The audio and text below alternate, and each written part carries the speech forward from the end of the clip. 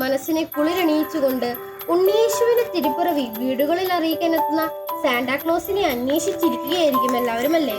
ഉണ്ണിയേശുവിന്റെ തിരുപ്പിറവിൽ നാം എവിടെയും സാന്റാക്ലോസിനെ കാണുന്നില്ല.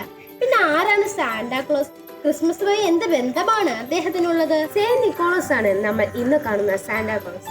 നിക്കോളസ് എന്ന ചരിത്ര പുരുഷൻ AD 270 ജനിച്ചു എന്ന് വിശ്വസിക്കപ്പെടുന്നു.